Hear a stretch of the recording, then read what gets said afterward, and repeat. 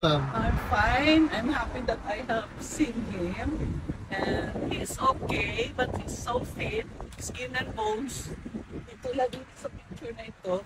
She's really that, you know. And I asked him, I go, what to eat the food?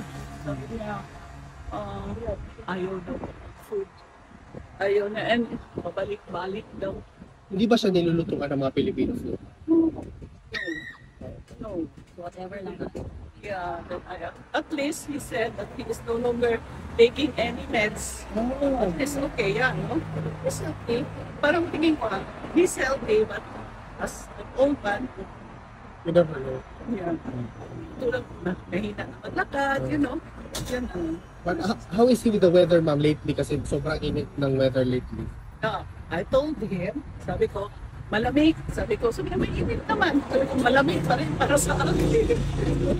Sabi niya, sabi niya, kasi matanda ka na. Yun ang sabi. Pero mag-exercise naman si person. Hindi ko rin. Gusto na niya mag-sleep. Gusto na niya manood ng TV.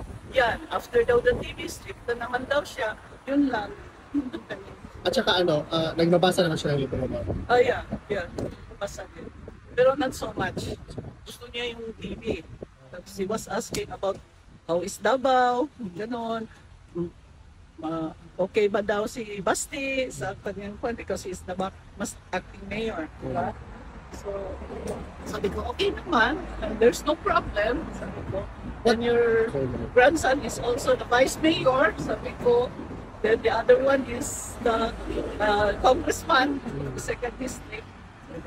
And he also asked me, with the Hong Kong daw, one. Sabi ko, yes. Most of them are from Hong Kong. Sabi ko, ganun. Ma'am, meron bang message si PRRD para sa mga kababayan natin? Yes. He said, you go home. You go home. Thank you for your support. Ako rin, nagpapasalamat din sa inyo for your support. I am here also for my support. Sabi niya, mahal ang Pasay, umuwi ka na. Sabi ko, we will be here for as long as we are needed here. Sabi ko, ganun sa kanila. But, yeah, sabi niya, you go home and thank you for your support. Yun ang sabi niya. Tapos, yun lang, sabi niya, I am okay. Sabi niya, you tell them I am okay. Ma'am, pwede pakisabi kay PRRD na hanggang sa dulo nandito yung mga Pilipino for health. Kahit umulan, mag-snow, bumagyo, Yes, hindi I know. talaga kami aalis. You ma'am. are so amazing. Thank Yan you. talaga masabi ko sa inyo. You are so amazing. Thank you. Yung mga rallies, sometimes I cry. I could see your support, Yeah. the Filipino support all over talaga. Actually, ma'am, tomorrow, July 5 and July 19, meron pong another events na prepared as a call to action, Filipinos in Solidarity para kay PRRD po. Oh, thank you for that. Pero yun nga, sabi niya, wag na daw. He is okay, wag na daw. Sabi niya, you go home. Tell them to go home. Thank you, ma'am. So, nagtanong siya, meron na maraming tao doon sa labas. Just to encourage him. He is not alone. Meron bang question sa inyo, ma'am? Yes, ma'am. Ma'am, makakadagdag pressure po ba kami sa health ni PRRD? No. Hindi po kami umuwi. No.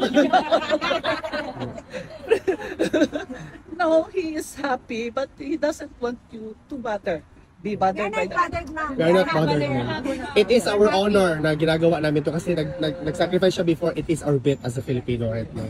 Thank you talaga, ma'am. Kasi po, ma'am, personally, wala po talaga akong pinapalitan na politics. In honor of my father, mas lalo pa si former president kasi para sa akin, ma'am, I always support the fighter. Kasi, Yes. ma'am, kasi respeto yung ma'am, dati siya presidente, contract mo kasi sa this time, kami naman. Yes, po. Mabuhay po. I am very much Kung thankful makita that niyo you naman, naiyak believe. kami. That you believe on him. Of course, I ma'am. believe on him also. Yes. Actually, I thought even when, we are in court, that was a long time ago. I said, he is a good leader. That was the term that I said to the judge. He is a good leader. But there is something wrong. May flaw siya.